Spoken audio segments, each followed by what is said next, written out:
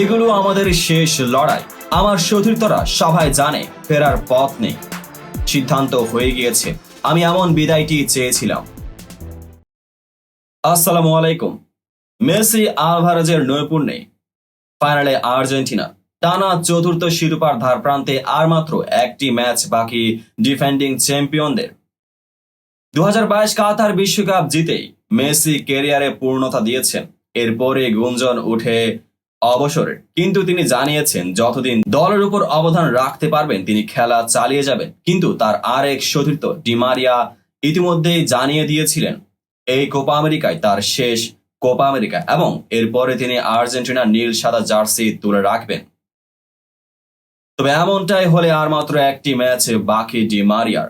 মেসির মতো ডি মারিয়াও তার ক্যারিয়ারে পূর্ণতা দিয়েছেন। দুজনে একসঙ্গে কাঁধে কাঁধ মিলিয়ে বিশ্বকাপ জিতেছেন, দলকে জিতিয়েছেন 28 বছর পর কোপা আমেরিকা। আর মাত্র একটি ম্যাচ পরে ডি মারিয়ার বিদায়। হয়তোবা মেসিও সঠিক সময়ে বিদায়টি নেবেন, এমনটাও ইঙ্গিত দিয়েছেন আজকে। এমন সুখের দিনেই আর্জেন্টিনায় বইছে দুঃখের ছায়া, কারণ হয়তোবা আর কোনো বড় মঞ্চে দেখা যাবে না ডি মারিয়াকে। মেসির ইঙ্গিতেও অনেকটাই অবসরের ছোঁয়া, তাই নিয়ে আবেগঘন বার্তা দিয়েছেন কোচ লিওনেল স্কালোনি। নিজ মুখে সব করেছেন খোলাসা। চলুন তাই নিয়ে বিস্তারিত জেনে নেওয়া যাক। টানা চতুর্থ শিরোপা থেকেই আর মাত্র এক ম্যাচের দূরত্বে আর্জেন্টিনা। 2021 কোপা আমেরিকা ও ফিনালিসিমা 2022 বিশ্বকাপের পর আবারও ডিফেন্ডিং চ্যাম্পিয়নরা কোপার ফাইনালে উঠেছে। সেমিফাইনালে আজ কানাডাকে হারিয়েছে 2-0 গোলে। তবে এবারের যাত্রাটা খুবই কঠিন ছিল বলে মন্তব্য করেছেন আলবিসেলেস্তে বস লিওনেল স্কালোনি। একই সঙ্গে বিদায়ের সুর বাজতে থাকা অ্যানহেল ডি মারিয়া ও লিওনেল মেসির জন্যই দিলেন আবেগঘন বার্তা। আগামী সোমবার ভোরেই কোপার ফাইনালে নামবে আর্জেন্টিনা। সেই ম্যাচটি হতে যাচ্ছে আলবিসেলেস্তেদের জার্সিতে ডি মারিয়ার শেষ ম্যাচ। মানতে কষ্ট হলেও সেটাই যে তার শেষ ম্যাচ হবে সেটাই আজ স্মরণ করিয়ে দিয়েছেন আবারও। কান্না চাপিয়ে এই অ্যাটাকিং মিডফিল্ডার বলছেন, জাতীয় দলের হয়ে শেষ ম্যাচ খেলতে আমি প্রস্তুত নই, কিন্তু সময় হয়ে গেছে। আমি এভাবেই বিদায় নিতে চেয়েছিলাম এবং সেভাবেই ঘটেছে সব। আর একটি ফাইনালে পৌঁছে গেছি আমরা। আমার সতীর্থরা সবাই জানে আমার আর ফেরার পথ নেই, সিদ্ধান্ত হয়ে গেছে। আমার সিদ্ধান্তকে তারাও সমর্থন দিয়েছে, যদিও তারা কিছুটা বিরক্ত করেছে, এবং তার সত্ত্বেও সিদ্ধান্ত চূড়ান্ত। আর মাত্র একটি ম্যাচ বাকি। স্বপ্নের মতো শেষটা পাচ্ছি এবং এটাই আমি চেয়েছিলাম। পরে ডি মারিয়ার অবসর প্রসঙ্গে জানতে চাওয়া হয় আর্জেন্টাইন মাস্টারমাইন্ড স্কালোনির কাছে। তিনি কথা বললেন অনেকটা ধীরস্থির মনোভাবেই। আমি অপেক্ষা করতে চাই এবং তাকে খেলা চালিয়ে যেতে দেওয়ার পক্ষপাতী।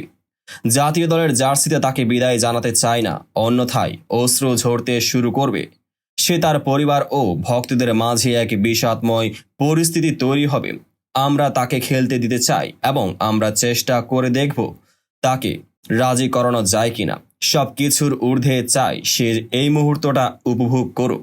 অন্যদিকে ফের অবসরের ইঙ্গিত দিয়েছেন আলবিসেলেস্তে অধিনায়ক মেসিও। তার কথাই এগুলো আমাদের শেষ লড়াই উক্তি ভয় দড়িয়ে দিয়েছে আলবিসেলেস্তে ভক্তদের মনে, জানিয়ে প্রশ্ন গিয়েছিল কোচ স্কালোনির কাছেও। জবাবে তিনি আগের মতো করেই বলেছেন, আমরা তাকে একা থাকতে দিই। সে জানে সে একমাত্র নয় যে দরজা বন্ধ করতে হবে। আমাদের পক্ষ থেকে সেই পথ সবসময় খোলা। সে যতটা সময় চায় আমাদের সঙ্গে থাকতে পারবে, এমনকি যদি সে অবসরও নিয়ে নেই। আমরা যদি সেখানে থাকি, আমার যেখানে ইচ্ছা সেখানে নিয়ে যাব। সে কি চায় তাকে সে সিদ্ধান্ত নিতে দিন। আর্জেন্টিনা নিজেদের চ্যাম্পিয়নশিপ ধরে রাখার লক্ষ্য নিয়ে এবারের কোপায় খেলতে নেমেছিল। তবে এই যাত্রায় তাদের কঠিন পরীক্ষায় দিতে হয়েছে। আজকের ম্যাচও সহজ ছিল না বলে জানিয়েছেন স্কালোনি। আরেকটি ফাইনালে ওঠা খুবই কঠিন। আমরা জানি এখানে পৌঁছানো কতটা কঠিন ছিল। মানদণ্ড অনেক উঁচুতে উঠে গেছে। সবাই ভেবেছিল এটি হয়তো পুষ্পসজ্জার মতো হবে, কিন্তু একদমই এমন ছিল না। খুবই কঠিন প্রতিপক্ষ হয়ে কানাডাও আজ এটি প্রমাণ করল। তবে আমি গর্বিত পুরো কৃতিত্ব খেলোয়াড়দের। কোপার ফাইনালে ওঠার লক্ষ্য। দ্বিতীয় সেমিফাইনালে আগামীকাল মুখোমুখি হবে উরুগুয়ে কলম্বিয়া। বিজয়ী দল ফাইনাল খেলবে আর্জেন্টিনার সঙ্গে, তবে সেই লড়াইও যে কঠিন হবে সেই স্মরণ করিয়ে দিয়ে স্কালোনি বলেন, সম্ভাব্য দুটি প্রতিপক্ষ শীর্ষস্থানীয় জাতীয় দল, তাই যে কোনো একটি দলের কথা বলা কঠিন হবে। তাদের মধ্যে একটি দল এরই মধ্যে আমাদের হারিয়েছে, খুবই কঠিন ম্যাচ ছিল। এই কোচ আসার পর আমরা কলম্বিয়ার সঙ্গে খেলিনি, তবে আমরা জানি তারাও খুব কঠিন হতে পারে।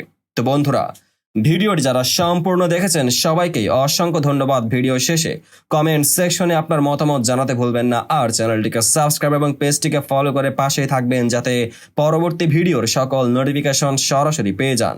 দেখা হবে পরবর্তী ভিডিওতে।